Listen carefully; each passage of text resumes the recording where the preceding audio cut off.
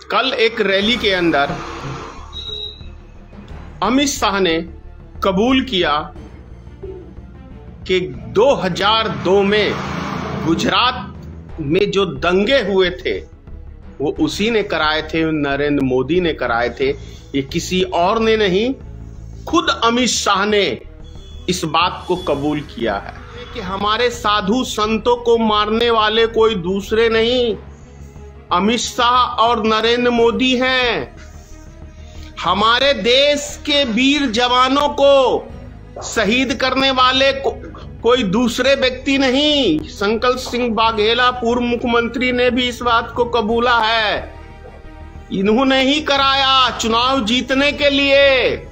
RSS, विश्व हिंदू परिषद, जितने भी कार्यकर्ताओं की हत्याएं होती हैं कोई मुसलमान नहीं कराता है, ये स्वयं कराते हैं और वोट बैंक की राजनीति के लिए सिर्फ। कल एक रैली के अंदर अमित शाह ने कबूल किया कि 2002 में गुजरात में जो दंगे हुए थे वो उसी ने कराए थे, नरेंद्र मोदी ने कराए थे। ये किसी और ने नहीं, खुद अमित शाह ने इस बात को कबूल किया है। पूर्व मुख्यमंत्री शंकर सिंह वाघेला ने एक एक बात को कहा है कि ये दंगे फसाद, जितने भी बम विस्फोट, आतंकी हमले, पुलवामा हमला, ये भारतीय जनता पार्टी यानी नरेंद्र मोदी, अमित शाह की करतूतों का फल है। मैं कई वर्षों से उस टाइम से बोलता आ रहा हूं जिस टाइम के अंदर एक एक नेता की, चाहे वो कितने भी बड़े भारत के नेता हो, डर से उनका मुंह नहीं खुलता था। उस टाइम में मैंने अपनी जान जोखिम में रख के इन बातों को खुलासा किया था और पता नहीं कितनी मुझे धमकियां आई जान से मारने की, कितनी भद्दी भद्दी मैंने गालियां सुनी है। क्यों? क्योंकि मैं देशवासियों का आंखें खोलना चाह रहा था। और देखो, ईश्वर कमाल का है, ऊपर वाले का खेल, कि जब आदमी का टाइम खराब आने वाला होता है ना, तो सबसे पहले उसकी बुद्धि को हर लेता है ईश्वर। उसी तरीके से अभी वर्तमान में नरेंद्र मोदी और अमित शाह की बुद्धि को हर लिया।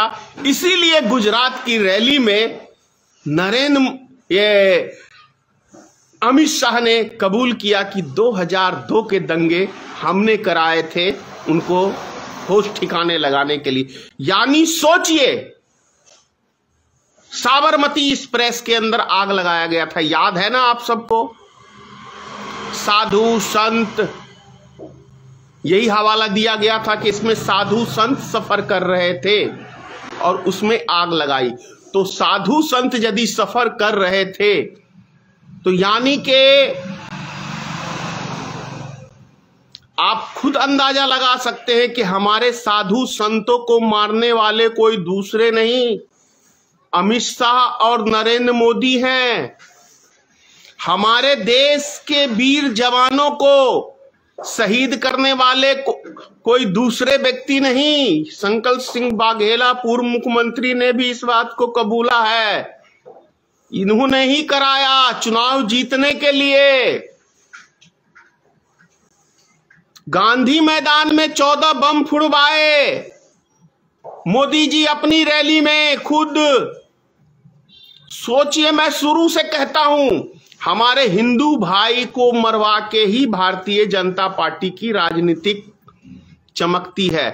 आरएसएस, विश्व हिंदू परिषद, जितने भी कार्यकर्ताओं की हत्याएं होती हैं कोई मुसलमान नहीं कराता है, ये स्वयं कराते हैं और वोट बैंक की राजनीति के लिए सिर्फ, हमें एक दूसरे से लड़वाने के लिए। आप सोचिए, एक ट्रेन जा रही है, किसको पागल कुत्ते ने काटा हुआ है कि जाके उस ट्रेन में आग लगा देगा?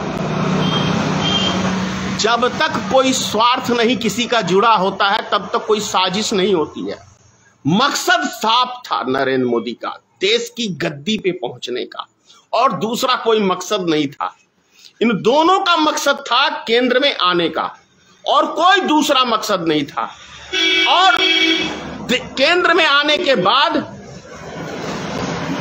जितने भी भ्रष्टाचारी हैं उनके साथ मिलके देश को बेचने का एक बहुत बड़ा प्लान था, जो काफी हद तक, मैं समझता हूं 75% तक देश की संपत्ति मोदी, अमित शाह मिलके और भारतीय जनता पार्टी की टीम, जो भी ये चोर उचक्कों की टीम है, ये सबों ने देश को बेचने का एक प्लान रचा हुआ है। अब इससे बड़ा आपको कौन सा प्रूफ चाहिए कि अमित शाह स्वयं अपनी रैली के अंदर कह रहा है कि 2002 के, कितनी दुख भरी बात है। हंसी भी आ रही है। हंसी इस बात से आ रही है कि जब आदमी का टाइम खराब आता है ना तो बुद्धि हर लेता है, इसलिए हंस रहा हूं।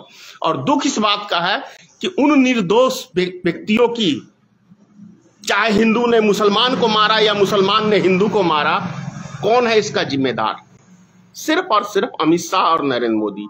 नेशनल दस्तक की आपसे गुजारिश है कि अगर इसको बचाना चाहते हैं तो नेशनल दस्तक को सब्सक्राइब करने के लिए रेड कलर के सब्सक्राइब बटन को दबाएं, फिर बेल आइकन की घंटी दबाएं। नेशनल दस्तक को बचाने के लिए बहुत जरूरी है कि हर खबर को शेयर करें, लाइक करें, कमेंट जरूर करें।